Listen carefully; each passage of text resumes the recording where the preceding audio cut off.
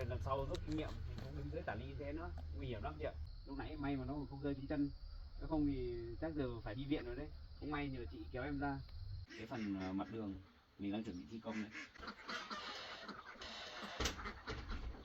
Con gái của mẹ còn đi làm đấy, đấy là cháu ấy đi làm thì chỗ nào cảm thấy nguy hiểm thì tránh xa nhé. Dạ vâng ạ. Sau này em sẽ mua cho chị cái mũ bảo hộ với cả giày bảo hộ để chị đi ở trong môi trường công trường ấy cho nó an toàn.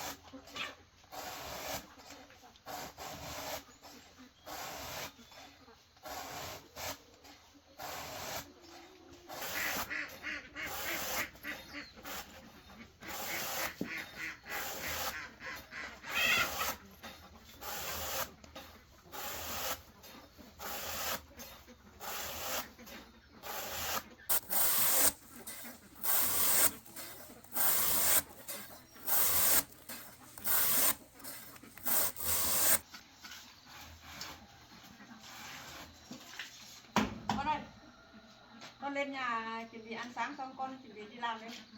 Thay quần áo xong con đi làm đi. Tiểu muộn đấy con ạ. Nhà cứ để đấy tí mẹ các quét.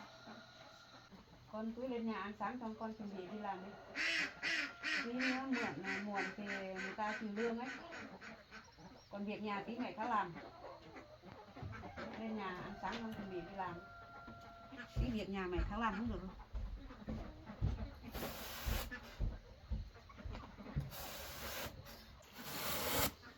Mình cứ bảo con gái là sáng là chuẩn bị đi làm thôi. Mà con gái thương mình quá. Cứ dậy sớm là cũng tranh thủ làm việc nhà hết rồi mới đi. Mình lo là sợ mình đi muộn người ta trừ lương. Mà mình thương con gái quá. Con gái cũng thương mình.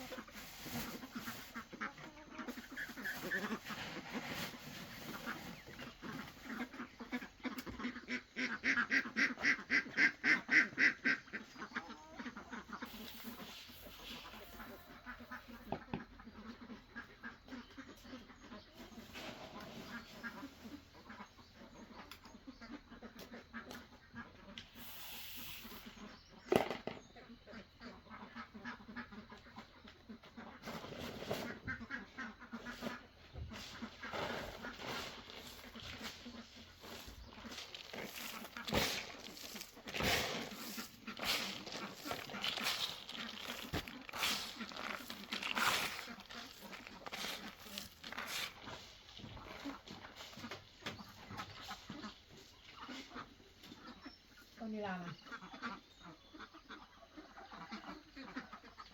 Mẹ bảo con đi làm cẩn thận nhé. Mẹ chúc con đi làm vui vẻ nhé.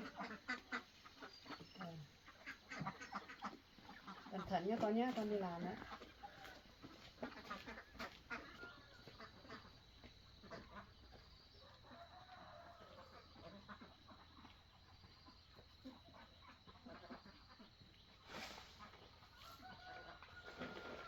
Con gái đi làm thấy thương quá. Mình là mẹ mình nghĩ chứ. Con gái đi làm đấy cháu cũng công việc cũng nhẹ nhàng.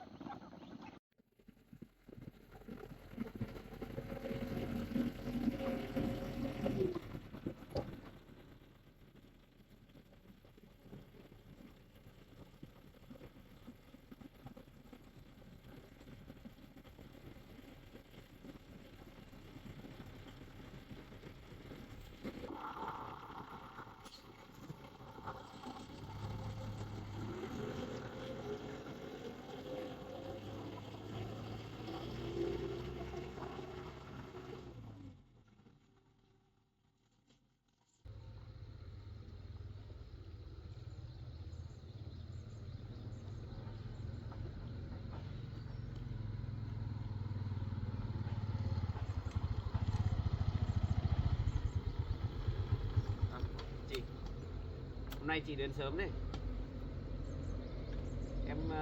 Em đi xe mà giờ mới lên đến nơi. Nếu mà chị đến trước rồi. Đây chị đi lên trên này. Em đố gọn vào đó. Đố đi qua.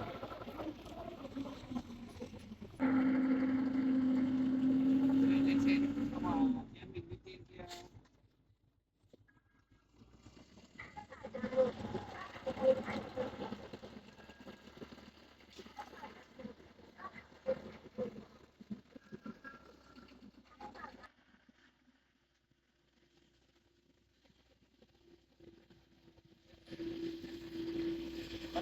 xe ở đây không chị ạ?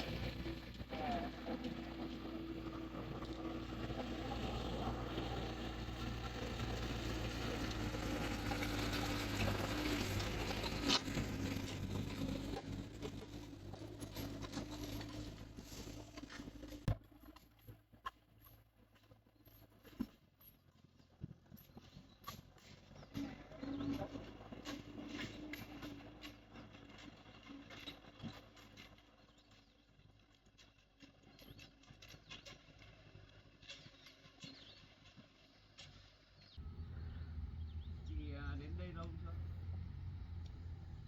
Mới được một lúc ạ.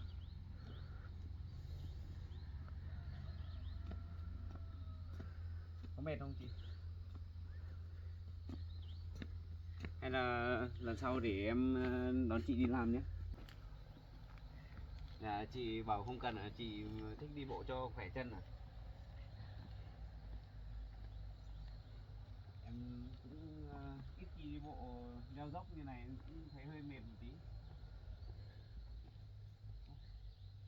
Trên này cao trông quang cảnh đẹp thật nhỉ chị.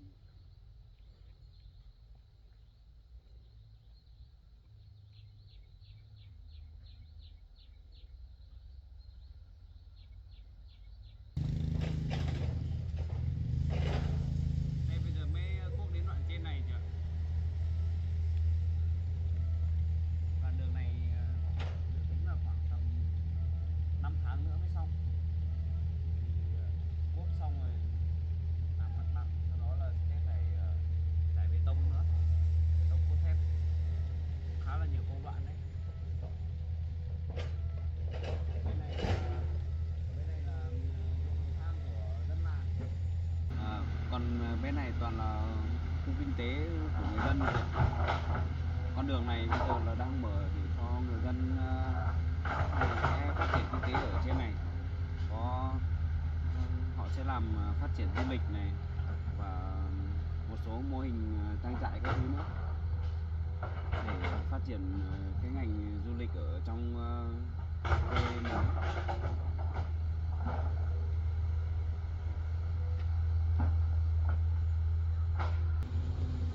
Ở trên kia một đoạn nữa thì sẽ đến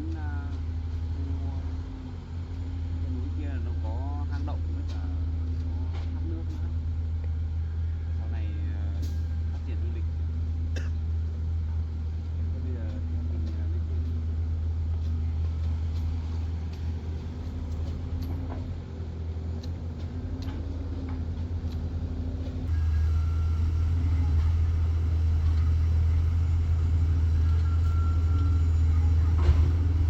Hôm nay chỉ có một máy về múc thôi chị ạ. Bình thường thì có thêm một máy nữa.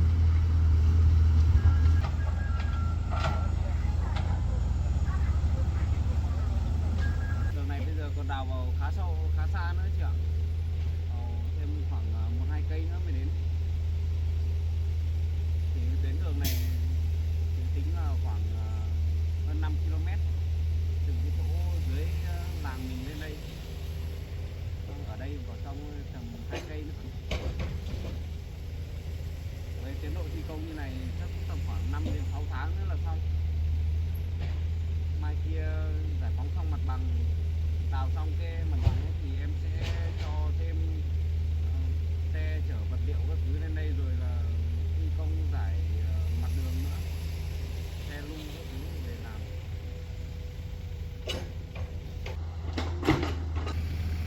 Phơi xong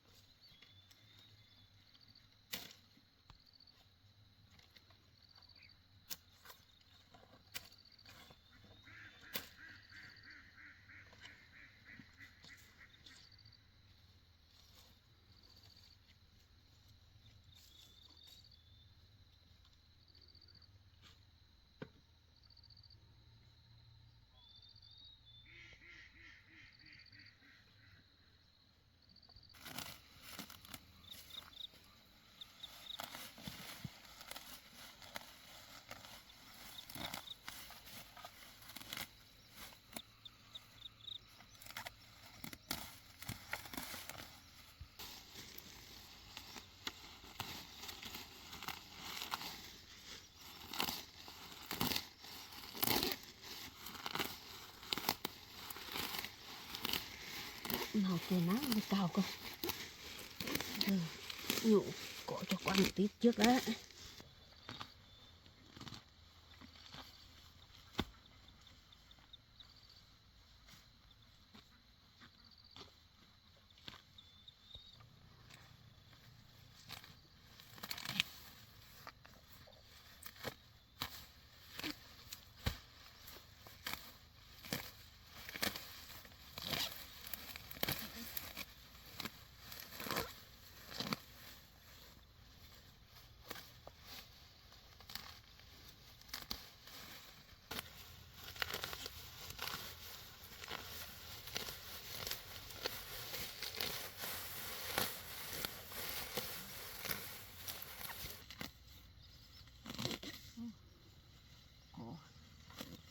Ra thì lấy cây đi ra, ra nhổ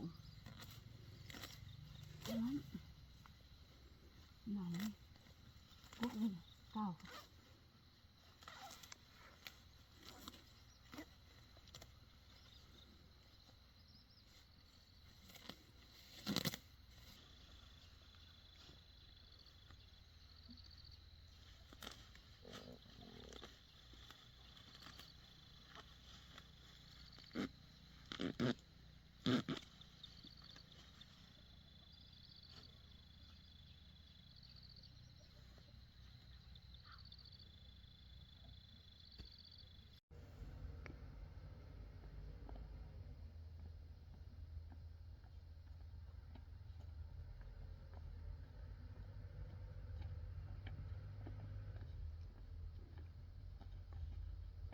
Đây chị ơi, đây là bảng số liệu về cái này, về cái vật liệu và các thông số về công trình đây.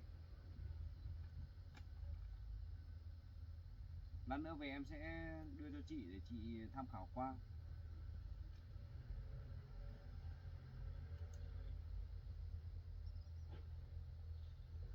Đây chị xem, ở giữa này là đường nhé. Về mặt ngang đường sẽ là rộng 4,5 m, còn hai bên này sẽ làm rãnh.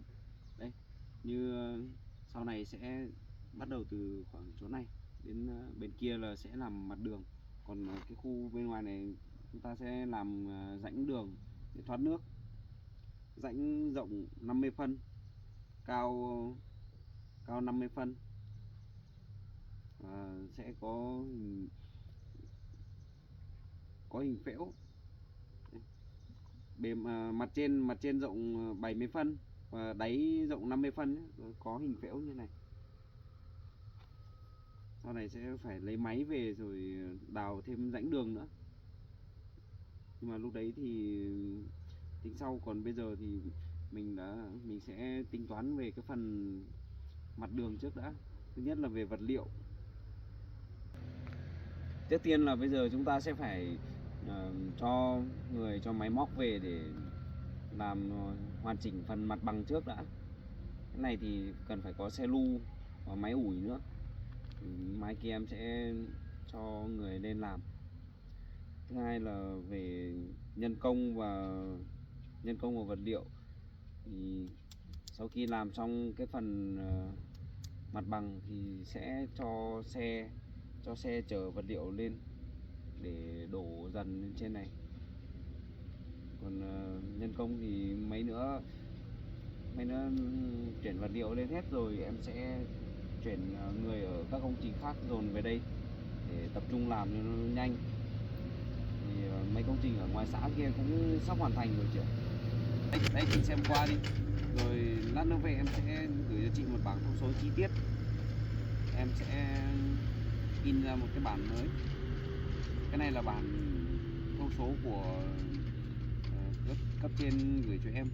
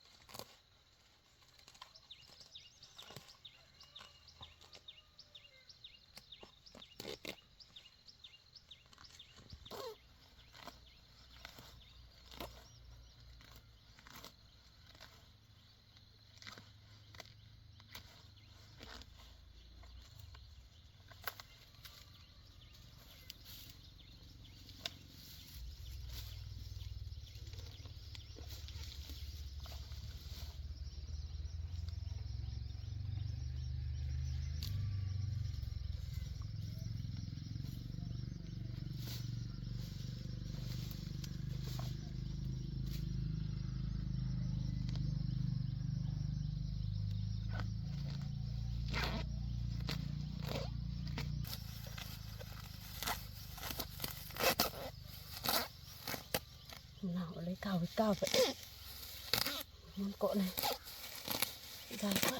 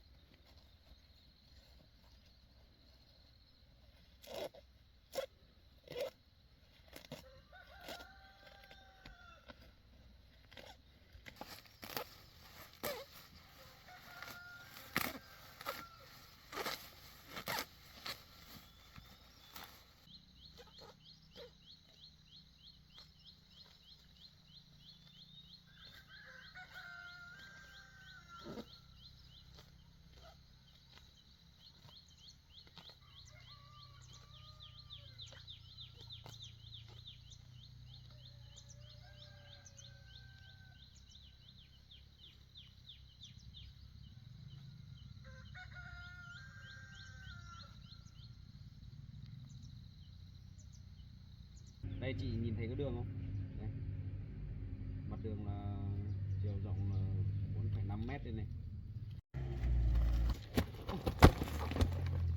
Ui, sao tự nhiên lại có cục đá to thế lăn xuống đây nhỉ? May quá, may mà không rơi trúng người. Đá này chắc là hôm nọ họ đào đường ấy thì nó đang mắc treo đeo ở ngoài này. Xong là hôm qua trời mưa nên là nó đất mềm, nay nó lăn xuống. May mà nó không lăn xuống chân đấy. Em cảm ơn chị nhá, may mà có chị nhìn thấy, không thì nó lăn xuống chân, nó kiềm gãy ở chân đấy. Để ý nhá chị nhá. Thôi chị ơi, đi sang bên kia cũng an toàn. Thôi lần sau rút kinh nghiệm, mình không đứng dưới tả ly như thế nữa, nguy hiểm lắm chị ạ. Cái đất này là tại vì nó chưa được chắc chắn ấy. Đất đào mới này nó hay lở lắm, trời mưa gió thứ. Đường này sau này làm xong cũng thế, mình làm xong thì vẫn phải bảo trì nhiều đấy. Đấy chị ạ, như kiểu đá ở chỗ kia kìa, nó mắc ở đất xong rồi trời mưa nó lại rơi xuống, đất mềm ra nó lại rơi xuống, người đi qua không để ý là nó rơi trúng người là bị đau luôn đấy. Lúc nãy may mà nó không rơi trúng chân, nếu không thì chắc giờ phải đi viện rồi đấy. Cũng may nhờ chị kéo em ra, em cảm ơn chị nhiều nhé. Hay là bây giờ chị em mình đi về đi, xong rồi để lát nữa em in một bản dữ liệu, một bản thiết kế riêng cho chị để chị xem, và em sẽ chỉ cho chị những thứ ở trong đấy. Mình đi về. Tất cả ở đây thì cũng ô tô với máy móc đi lại nhiều, cũng vừa ồn nữa, không tiện để bàn công việc. Mình đi về cho yên tĩnh.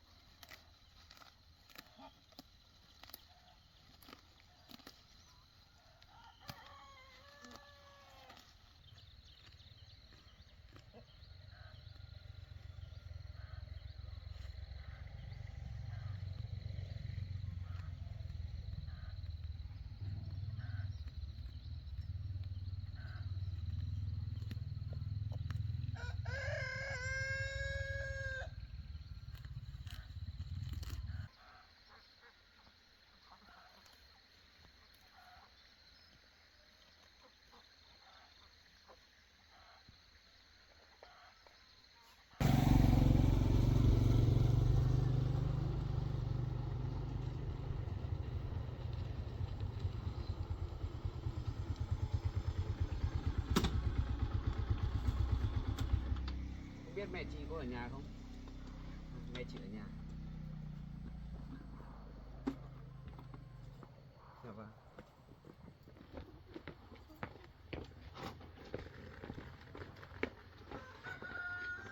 Thấy chốt cửa không biết là mẹ chị đi đâu rồi. Chị ngồi đi.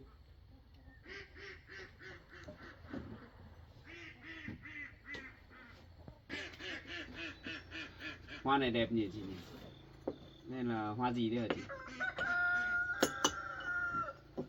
Em cũng chưa thấy bao giờ đâu. Này chị mua ở đâu nhỉ? Chị mua ở ngoài xã à? Này về trang trí hay đấy, em cũng muốn mua một vài lọ về trang trí ở chỗ làm việc. Chị uống nước đi. Đây chị ạ. Ở đây thì em cũng chưa có bản vẽ, em chưa được in, nhưng mà ở trong mail của em là có rồi. Em lưu ở trong điện thoại đây. Đây chị xem nhé. Đây là bản vẽ cái phần mặt đường mình đang chuẩn bị thi công đấy. Đây chị. Như về phần mặt đường thì sẽ rộng 4,5 mét. Đây, phần mặt đường đấy. Còn như có một số đoạn mình sẽ phải làm cầu. Làm cầu thì đây cũng có cả cái kích thước mố cầu các thứ ở đây rồi. Đấy, như những đoạn mà mình không thể lắp vòng bi được thì mình sẽ phải lắp cầu. Con với cháu đi làm về rồi. Dạ, chào bác ạ. Bác vừa đi đâu về đấy à? Nấu cơm chín hết rồi, còn thiếu một tí rau xanh bác đi nhặt rau xanh. Bác này rau rừng à? Vâng, rau rừng. Ngon quá gì bác nhỉ? Ngon mà, rau rừng này rau sạch đấy cháu ạ. Bác về đây ngồi nghỉ tí cho bác. Bác còn đi để rau đi rửa rau đó cháu ạ. Cháu cứ ngồi nói chuyện với con gái của bác ấy. Dạ vâng ạ. Thì bác cứ làm việc đi ạ. Vâng, bác đi rửa rau kia. Đây nãy mình đang nói đến cái phần mố cầu đây.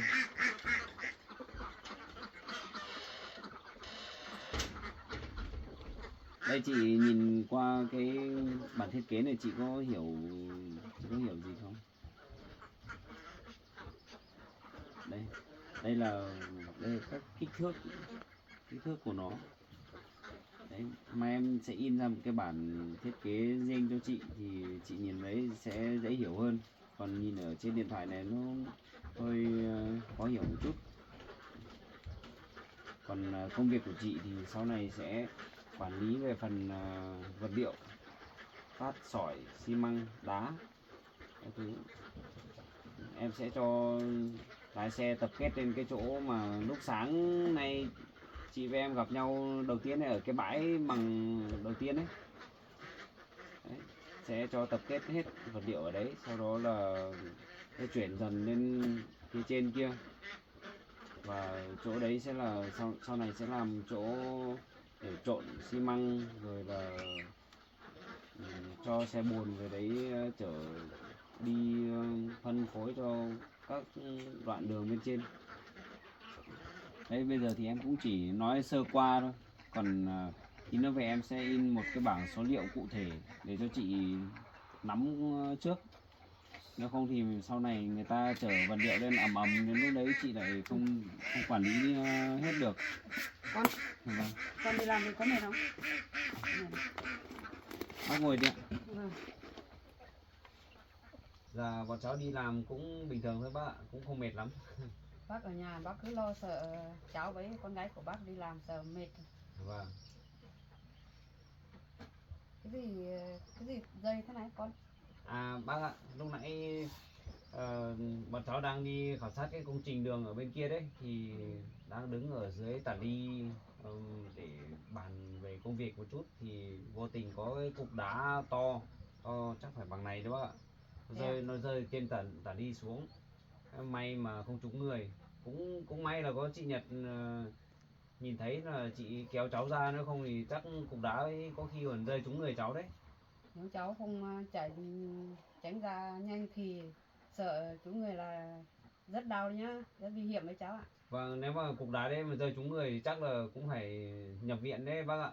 Cũng may nhờ có chị Nhật kéo cháu ra đấy. Thế con cũng nhanh, con gái của mẹ cũng nhanh chạy tay.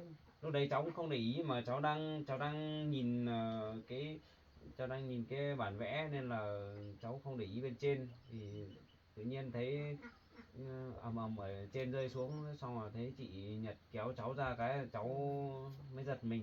Hay là đường kiểu vừa đào xong là trời mấy hôm nay trời mưa to nữa. Vâng đúng rồi ạ.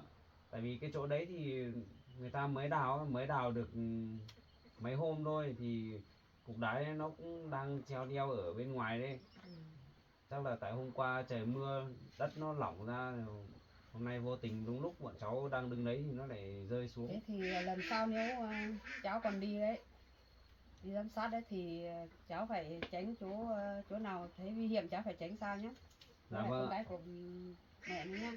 Dạ vâng ạ. Bọn cháu sẽ rút kinh nghiệm bác ạ. Với cả chị ạ, sau này em sẽ mua cho chị cái mũ bảo hộ với cả giày bảo hộ để chị đi ở trong môi trường công trường ấy cho nó an toàn. Chả may có cái gì nó rơi vào đầu hay là ờ, như nào thì mình còn đỡ được.